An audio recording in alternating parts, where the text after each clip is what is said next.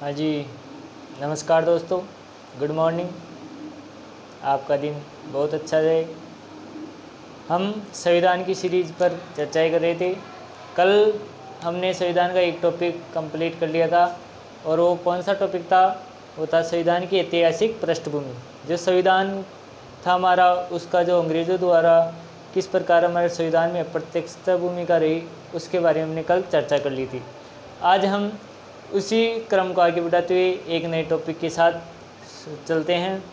और जो हमारा जो ऐतिहासिक पृष्ठभूमि है, उसमें से जो भी क्वेश्चन हमारे एग्ज़ाम की दृष्टि से आने वाले हैं या जो क्वेश्चन आए हुए हैं, उनकी एक वीडियो आपको मिल जाएगा और आप उनकी सहायता से उन क्वेश्चनों को समझने का प्रयास कर सकते हैं। आइए आज के टॉपिक पर बढ़ते हैं। आज हम संविधान सभा के गठन और जो संविधान की प्रक्रिया उसके बारे में चर्चा करेंगे। तो आज का टॉपिक हो जाएगा हमारा संविधान, यानी कि हम जो मेन संविधान है उस पर आज से हम चर्चा करेंगे। संविधान, जो संविधान शब्द है, इसके बारे में आप सभी दोस्तों को जानकारी है, ज़्यादा इसके बारे में बताने की ज़रूरत नहीं है। जो संविधान शब्द है उसका अर्थ होता है कानूनों का समूह, और इसका जो संधि विच्छेद होता है वो आपको पता ही है, सम प्लस विधान यानी संविधान। अब जो संविधान है इसकी ज़रूरत क्यों पड़ी, या ये संविधान शब्द जो है क्वेश्चन में आएगा कि संविधान शब्द जो है वो कौन से व्यक्ति या किस विद्वान द्वारा दिया गया। तो ये थे हमारे सर हेनरी मैन, इनका नाम था सर हेनरी मैन। ये आप याद रखना कि कौन से व्यक्ति थे जिन्होंने इस शब्द की शुरुआत की, संविधान कॉन्स्टिट्यूशन, वो थे सर हेनरी मैन।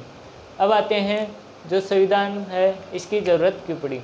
देखिए दोस्तों, एक मान लो ये देश है, या देश, क्षेत्र, राज्य, परिवार, गांव, कस्बा, सिटी, कुछ भी मान सकते हो कि ये मान लो कि ये राज्य ही है, राज्य है।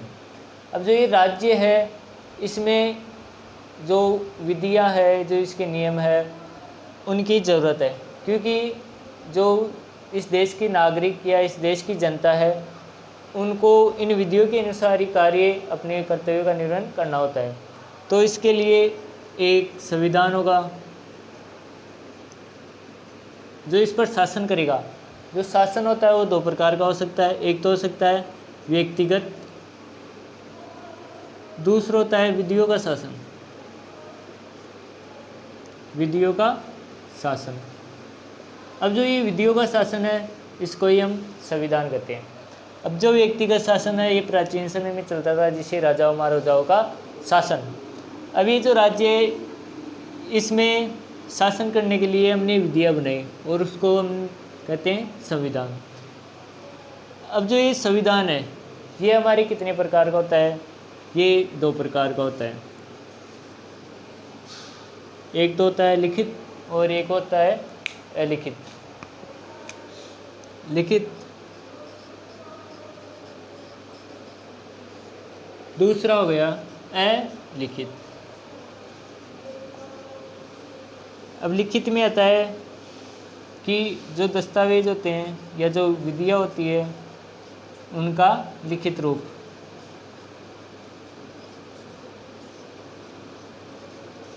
और जो इसमें जो नियम या कानून होते हैं वो प्राचीन रूढ़िवादी परंपराओं पे चलते हैं, और ये अलिखित या मौखिक रूप से ये चलता है, मौखिक रूप से। अब जो ये लिखित संविधान है ये सबसे पहले कौन से देश का बना? अलिखित संविधान है ये सबसे पहले कौन से देश का बना? ये भी हमारे एग्जाम में क्वेश्चन आते हैं। तो जो ये लिखित संविधान है ये सबसे पहले बना यूएसए का। कब बना? 7 मार्च 1789। कब बना? 7 मार्च 1789। और ये यूके, अलिखित संविधान का सबसे बड़ा उदाहरण है यूके। यूके यानी भारत का राज्य, उत्तराखंड नहीं। यूके यानी यूनाइटेड किंगडम, जो कि ब्रिटेन था। और ये बना लिखित यूएसए का। अब इसके बाद में आते हैं अपने भारत के संदर्भ में संविधान, या भारत में जो संविधान बनाने के प्रयास किए गए उसके बारे में। ये तो हो गया हमारा विश्व में। हम फिलहाल इसमें संविधान में मोटे मोटे देखेंगे। जब हमारा ये संविधान कंप्लीट हो जाएगा तो आप कहेंगे या आपकी इच्छा होगी तो हम एक बार फिर से संविधान की सीरीज स्टार्ट कर देंगे, जिसमें आपको पूरा डीपली और समझाया जाएगा। आज हम देखते हैं भारत के परिदृश्य में, भारत के संदर्भ में संविधान की मांग या संविधान बनाने के प्रयास।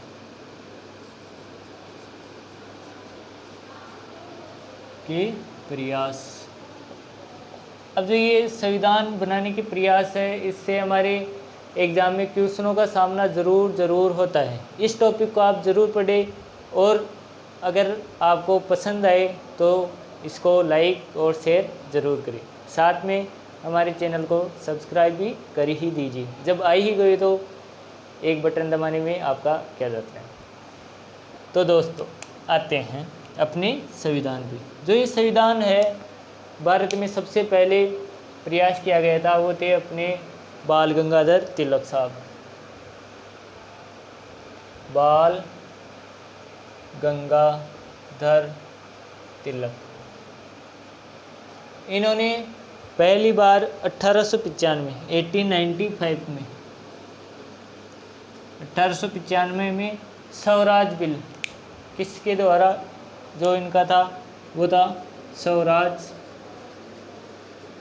विधेयक, उसको नाम कर देते हैं स्वराज विधेयक। इन्होंने उसमें औपचारिक रूप से इस संविधान की मांग की कि भारत का एक संविधान होना चाहिए। इसके बाद में आते हैं 1922 में क्या हुआ। 1922 में महात्मा गांधी, जो कि भारत के राष्ट्रपिता हैं, उन्होंने सर्वप्रथम संविधान की मांग की। उन्होंने एक इंटरव्यू देते समय कहा कि हाँ, भारतीयों का संविधान होना चाहिए जो कि भारतीयों द्वारा ही निर्मित होना चाहिए।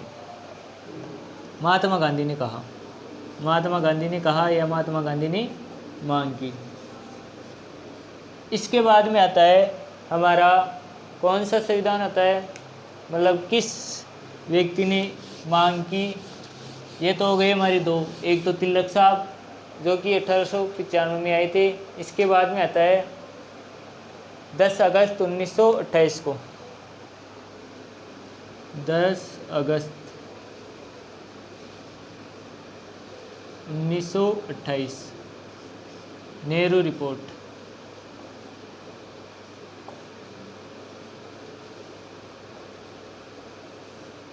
नेहरू रिपोर्ट में कहा गया कि जो भारत का संविधान है वो भारतीयों द्वारा निर्मित होना चाहिए। इसके बाद में जो संविधान सभा का जो संविधान था हमारा, उसकी जो विशेष तौर पर या जोर देकर मांग की थी वो थे भारत के वामपंथी नेता। और वो नेता कौन थे? वो थे एम.एन. रॉय। इन्होंने मांग की 1934 में। इन्होंने कहा कि भारत का संविधान होना ही होना चाहिए और वो भी भारतीयों द्वारा निर्मित होना चाहिए। और ये क्वेश्चन आता है कि कांग्रेस द्वारा संविधान की मांग कब की गई या कौन से अधिवेशन में की गई, ये आप याद रखना। ये था 1938 में। कौन सा अधिवेशन था ये?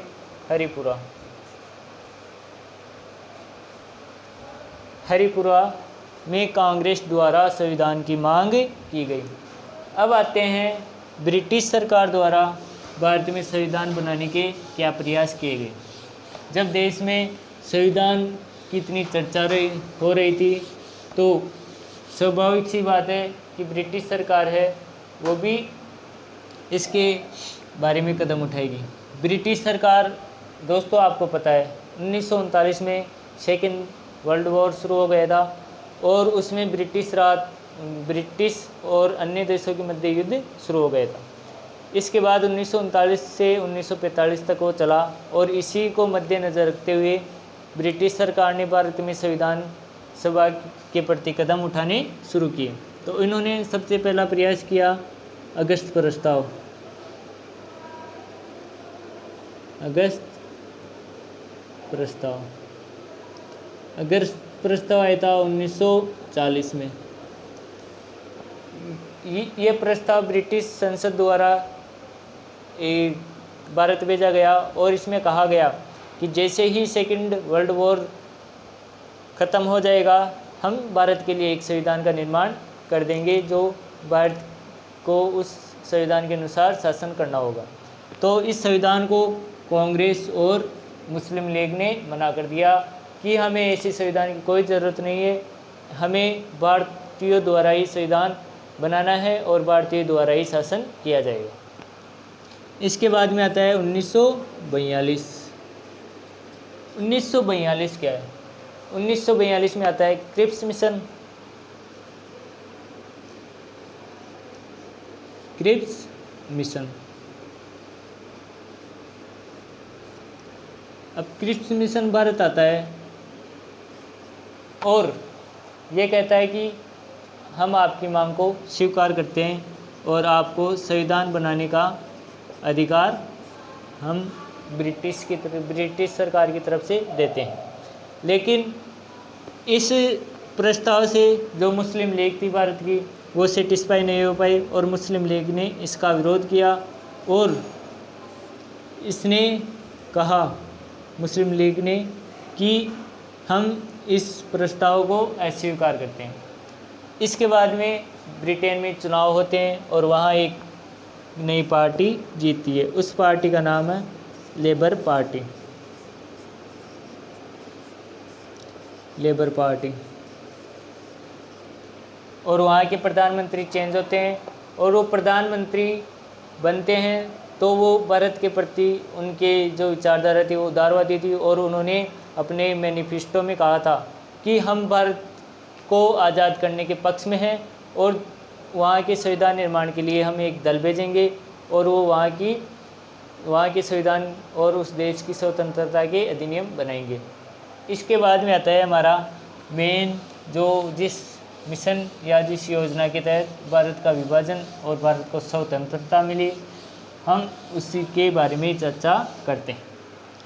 वो कौन सा था? वो था कैबिनेट मिशन।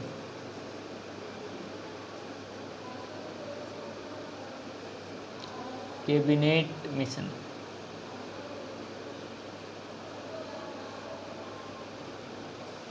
ये जो मिशन है या ये जो योजना है ये ब्रिटिश सरकार द्वारा भारत में भेजी गई और ये भारत में आई 24 मार्च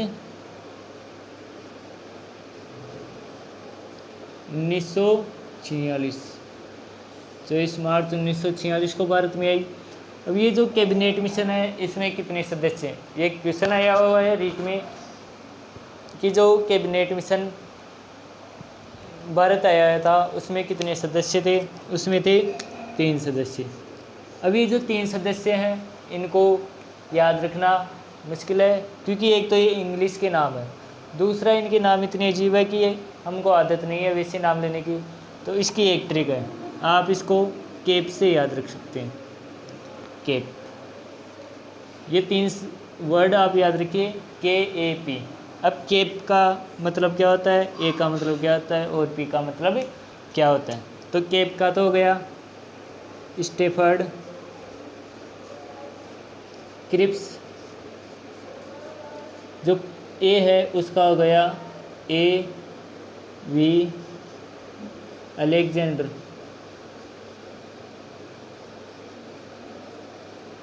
और जो पी है उसका हो गया पैथिक लॉरेंस।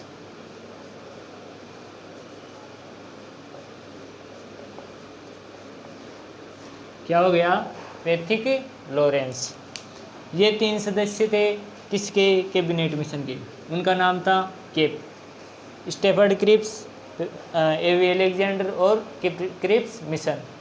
इन्होंने सुझाव दिया कि जो भारत है उसको 2 डोमिनियन स्टेट में विभाजित किया रहेगा। डोमिनियन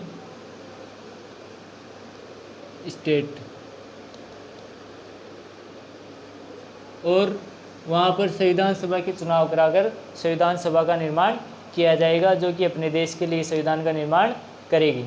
अब ये जो भाई साहब है कैबिनेट भाई साहब, इन्होंने संविधान सभा के लिए चुनाव किए और सीटों का निर्धारण किया। अब जो सीटें हैं वो कितनी थी संविधान सभा की, वो भी देख लेते हैं कि कौन सी सीट पर किस प्रकार कितनी सीटें थी, किस प्रांत में कितनी थी, वो भी हम देख लेते हैं। टोटल सीटें थी 389। कितनी हो गई? 389 यार हमारी टोटल कितनी हो गई? 389। अब ये कितने भागों में बट गई? ये बट गई 2 भागों में। एक तो हो गई देशी रियासतों के लिए, जो कि अपने राजाओं के लिए, जो कि नाम मात्र के राजा थे, कोई में विशेष बात नहीं रही थी। ये अपने इनके कृत्य ऐसे थे कि उनकी बातें करने में उनको शर्मिंदगी महसूस होती है। ये हो गई देशी रियासतें। देशी रियासतों के लिए सीटें निर्धारित की गई 93। 389 में गई 93, यहाँ बची 200, कितनी बची? 292। अब 292 सीटें बची, इनको भी 2 भागों में बांटा गया। 292 में से चार सीटें थी, वो थी जो ब्रिटिश द्वारा सीधे थे, ब्रिटिश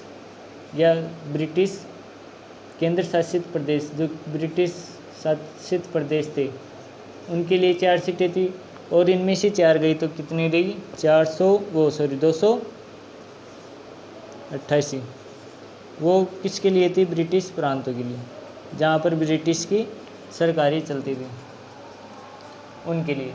इस प्रकार सीटों का निर्धारण किया गया, और इसमें किस पार्टी को कितनी सीटें मिली, ये चुनाव कब हुए? ये हुए जुलाई में।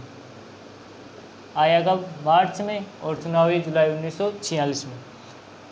अब जो ये हो गई 389 सीटें, 389 में 292 थी देशी ब्रिटिशों के लिए, और देशी रियासतों के लिए थी 93।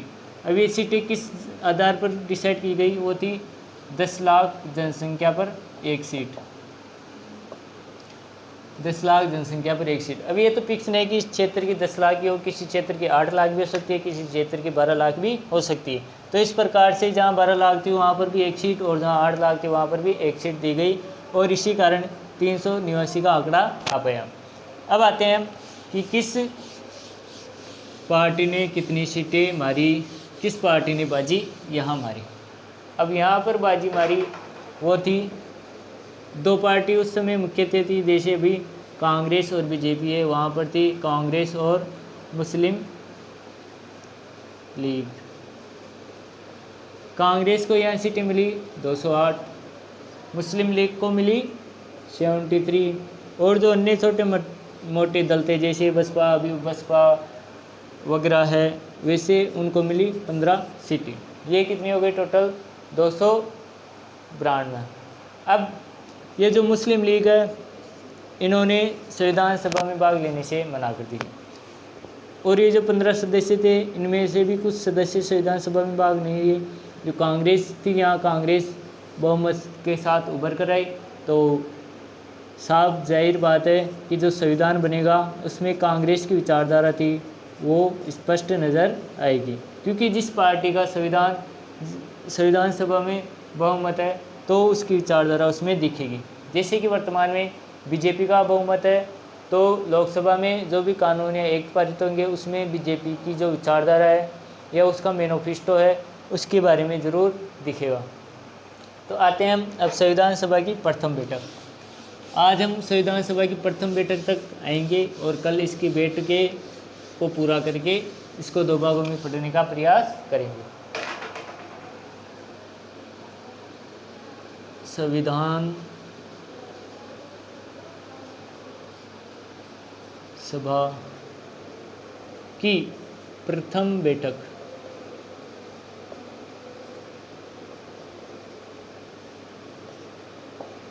संविधान सभा है उसकी प्रथम बैठक कब हुई? उसकी प्रथम बैठक हुई 9 दिसंबर 1946 को। ये आप याद रखना दोस्तों कि जो अपना संविधान बना था तो इसकी निर्माण के लिए प्रथम बैठक कब हुई? वो हुई थी 9 दिसंबर 1946 को। और इसमें कितने सदस्यों ने भाग लिया? 389 में से सिर्फ 211 सदस्यों ने भाग लिया।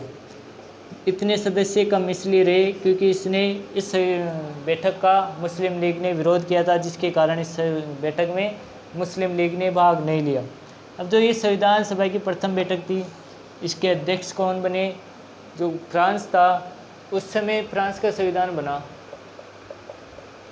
फ्रांस का संविधान का निर्माण हुआ था, तो वहाँ पर जो सबसे बुजुर्ग व्यक्ति थे, जैसे कि अपने परिवार में जो सबसे बुजुर्ग व्यक्ति है उनको ही मुखिया बनाए माना जाता है, उसी प्रकार जो संविधान सभा में बुजुर्ग व्यक्ति थे उनको संविधान सभा का अध्यक्ष नियुक्त किया गया, जो कि सबसे पहले फ्रांस में किया गया। इसलिए इसको बोलते हैं कि फ्रांस की तर्ज पर संविधान सभा का प्रथम बैठक सबसे अधिक आयु वाले व्यक्ति को बनाया गया। और जो सबसे अधिक आयु वाले व्यक्ति थे वो कौन थे? वो थे अपने डॉक्टर सचिवानंद सिन्हा। अभी जो सचिवानंद सिन्हा है, इसको याद आप वर्तमान में जो जम्मू कश्मीर के नए राज्यपाल बने हैं उससे भी रख सकते हैं, क्योंकि उनका नाम है मनोज सिन्हा और यहाँ पर है सचिवानंद सिन्हा। ये हो गई हमारी प्रथम बैठक और इसके अध्यक्ष बने डॉक्टर सचिवानंद सिन्हा, जिनको अस्थायी अध्यक्ष कहा जाता है, क्योंकि जब दूसरी बैठक हुई थी उस समय स्थायी अध्यक्ष बने थे और वो थे अपने डॉक्टर राजेंद्र प्रसाद। ये हो गई अपनी संविधान सभा की प्रथम बैठक। संविधान सभा की प्रथम बैठक आज हमारा हो गया संविधान सभा की प्रथम बैठक तक। कल हम इसका दूसरा पार्ट पढ़ेंगे और इसको पूरा करने का प्रयास करेंगे। दोस्तों, जब सपने देख लिए तो रिस्क लेने से कभी भी घबराना नहीं है। हमारे जो विद्वान थे उन्होंने कहा था कि रिस्क लो और सपने पूरे करो। धन्यवाद। जय हिंद।